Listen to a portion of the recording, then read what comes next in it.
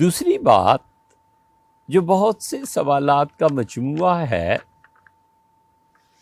7 باتیں آپ سے عرض کرنی ہیں، اس میں سے دوسری بات یہ اچھی طرح جاننا چاہیے کہ جتنی تقلید ہے اجتہاد کے مقابلے میں اور اجتہاد کی مختلف اقسام کے مقابلے میں،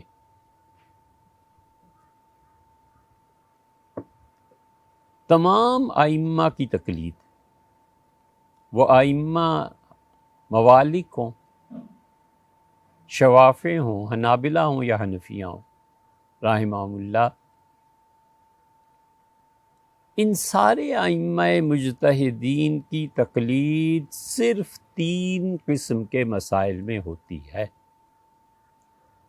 اور 3 قسم کے مسائل ایسے ہیں جہاں پہنچ کے عقل انسانی بتاتی ہے کہ یہاں پر تقلید کے علاوہ کوئی راہ نہیں ہے،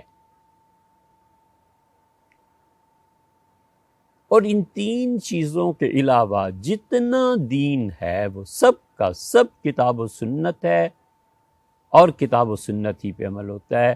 صرف 3 مسائل ایسے آ جاتے ہیں جہاں پہ پہنچ کے انسان کو غور کرنا پڑتا ہے اور انسان کو سوچنا پڑتا ہے۔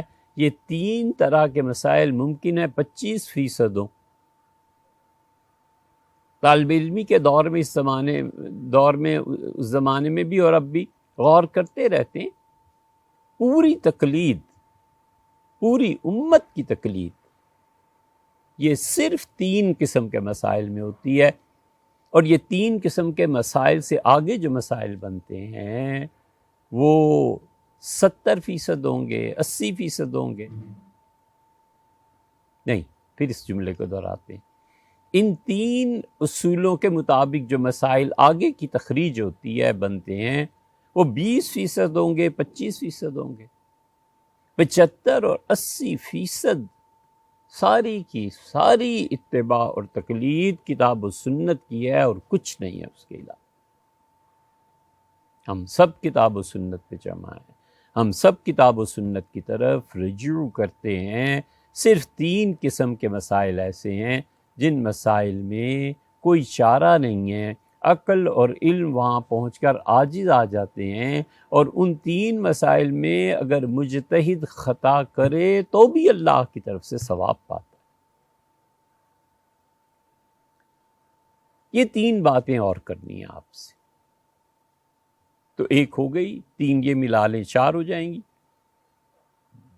اور 3 باتیں بدعت کے متعلق، یہ 7 باتیں یہ دین کے وہ اصول ہیں جو امام شاطبی رحمۃ اللہ علیہ نے اپنی کتابوں میں بیان کیے ہیں۔ یہ فکرے اس لیے کہے جا رہے ہیں کہ آپ ان باتوں کی سنجیدگی اور اہمیت کو جانیں۔ ہر وہ اکٹھ، ہر وہ گروہ، ہر وہ تقریر، ہر وہ کتاب جو دین کے بارے میں آپ کے علم میں اضافہ نہیں کرتی، مت پڑھیے، مت سنیے، اس بیان سے اٹھ جائیے اور اللہ کو یاد کیجئے، کوئی اور نیکی کا کام کیجئے۔ ہمیشہ ہمیشہ سوچتے رہو، دینی مجالس میں بیٹھ کے، کتاب پڑھ کے، دینی ائمہ کے بیان سن کے کہ آج میرے علم میں کس نئی چیز کا اضافہ ہوا، بس۔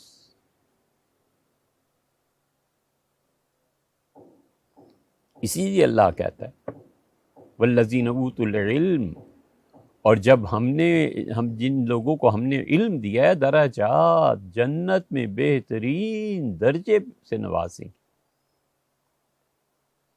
ابن قیم رحمۃ اللہ نے لکھا ہے کہ میں نے اپنے شیخ ابن تیمیہ رحمۃ اللہ علیہ کو خواب میں دیکھا، وفات ہو گئی تھی حضرت رحمۃ اللہ علیہ کی، تو مجھ سے فرمایا ان قریب ابن قیم تم میرے پاس آ جاؤ گے۔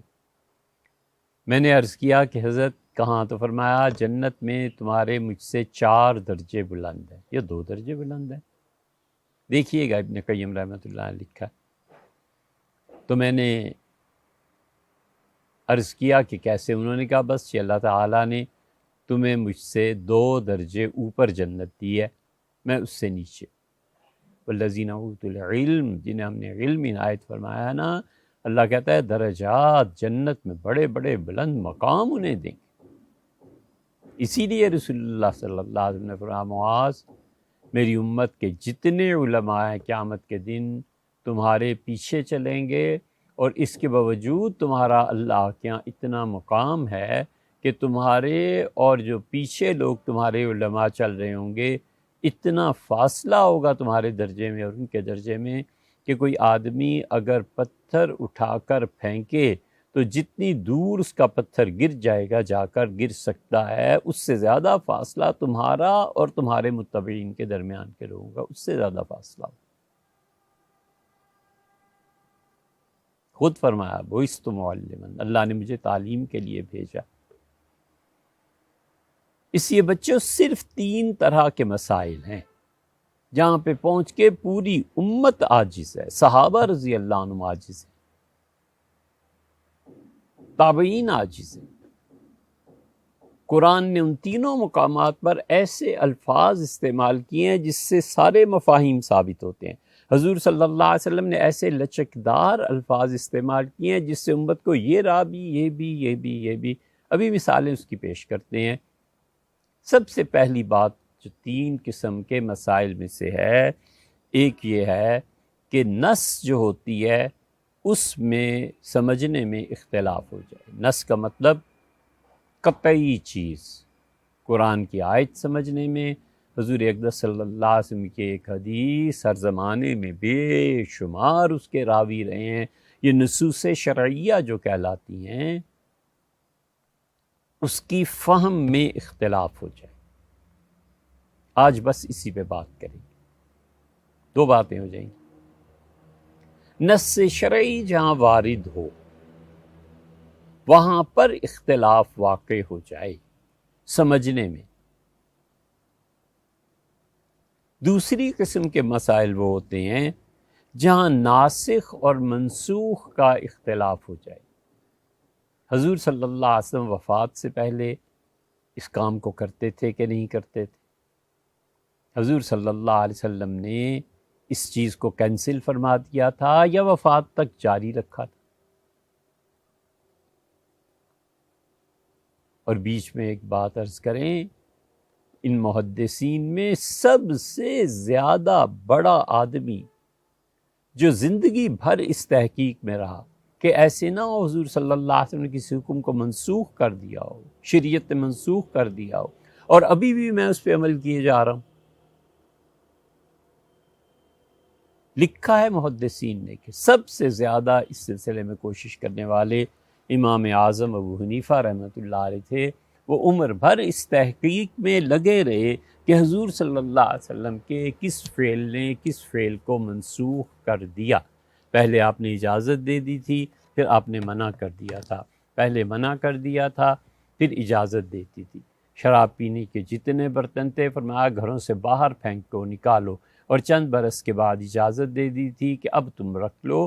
وہ پہلا فعل اس لیے تھا کہ شراب پینے کی اور شراب اور اس سے متعلق ہر چیز سے کراہت، نفرت دل میں بیٹھ جائے، اور پھر اجازت دے دی کہ ان برتنوں کا کیا ہے، بس برتن استعمال ہوتے۔ یہاں پہنچ کے اجتہاد کرنا پڑتا ہے، ثابت کرنا پڑتا ہے کہ نص قطعی یہ کیا ہے۔ ابراہیم نخعی رحمۃ اللہ علیہ فرماتے ہیں جب جریر کی روایت ملی تو ہم ایک دوسرے کو مبارکباد دے رہے تھے کہ دیکھو حضور صلی اللہ علیہ وسلم کا آخری عمل یہ تھا۔ اس لیے کبھی تو نص کے فہم میں اختلاف ہوتا ہے اور کبھی ناسخ اور منسوخ میں اختلاف ہوتا ہے۔ یہ رفع یدین جو ہے نا، اس کا بنیادی جو مباحث ہیں وہ یہی ہیں کہ اہل تشیع کے نزدیک یہ کبھی بھی رفع یدین منسوخ نہیں ہوا۔ اہل حدیث حضرات کہتے ہیں فلاں فلاں مقام پہ ہوا ہے، باقی پہ نہیں ہوا۔ حنفی کہتے ہیں پہلی مرتبہ جو ہاتھ اٹھاتے ہیں اس کے باقی رکھا، باقی سب منسوخ ہو گیا۔ امام مالک رحمۃ اللہ علیہ یہ بھی نہیں مانتے، چھٹی، وہ کہتے ہیں کلیتاً منسوخ ہو گیا۔ بہت مباحث ہیں اس میں، آئیں گے انشاءاللہ، اس کی مثال دیں گے، آپ کے سامنے مثالیں دیں گے۔ اور تیسری جو اصل فقہی مباحث ہیں، 2 بنیادیں یہ ہو گئی۔ تیسری بنیاد یہ ہوتی ہے کہ نص کی تہ سے مسئلہ نکالنا، اللہ نے ایک بات کہی ہے، نص ہے، اب اس نص میں ڈوب جانا خدا کے حکم کو سمجھنے کے لیے اور اس سے مسئلے کو نکال کے باہر لانا، یہ استنباط، یہ اصول فقہ ہے۔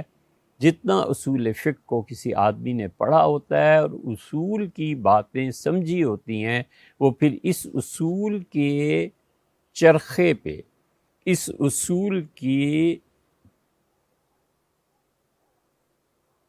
چکی پہ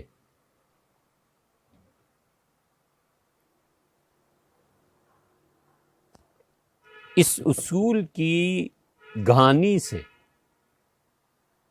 اس اصول کے کٹورے سے بہت تیل اور پانی اور مسائل کو ثابت کرتا رہتا ہے۔